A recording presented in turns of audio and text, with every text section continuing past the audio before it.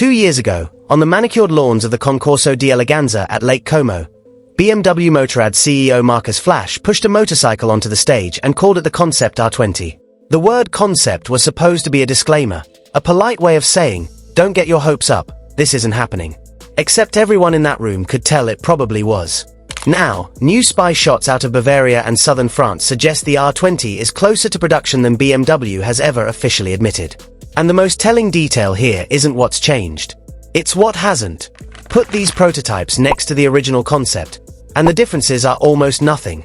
The sculpted tank, the LED headlight, the single seat, the handlebar, carried over practically unchanged, ergonomics and all.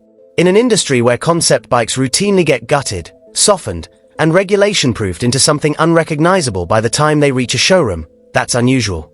Either BMW nailed the design on the first attempt, or they simply refused to compromise on the one thing that actually sells here, nostalgia.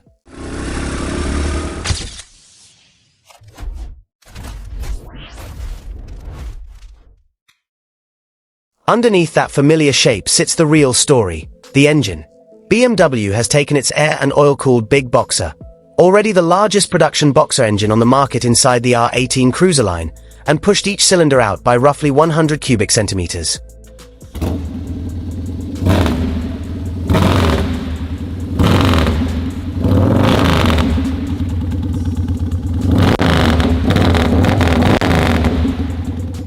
The result is 2 full liters of displacement. Hence the name. This isn't a new engine. It's the same architecture, bored out until it justifies its own model number. And here's where the questions start. BMW still hasn't released a single official performance figure. No horsepower number. No torque number. Nothing. For a bike this far along in prototype testing that normally happens after the engineering is locked, that silence is worth noticing. The R18 base engine makes 91 horsepower and 163 Nm of torque.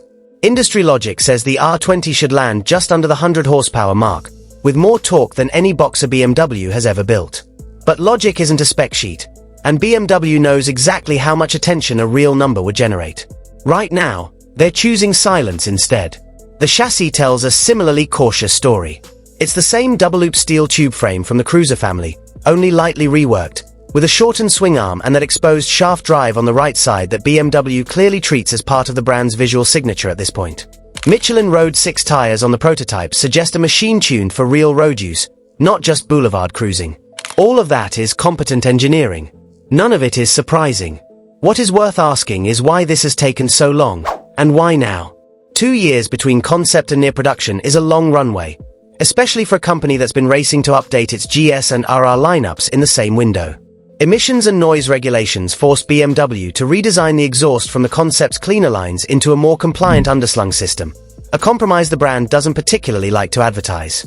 And the matte black paint still covering these prototypes is really the only visible sign that this isn't a finished motorcycle yet. Detail work clearly remains. BMW isn't quite ready to show its hand. The likely stage for that reveal is EICMA in Milan this November, not officially confirmed by BMW, but the timing lines up too well to be coincidental.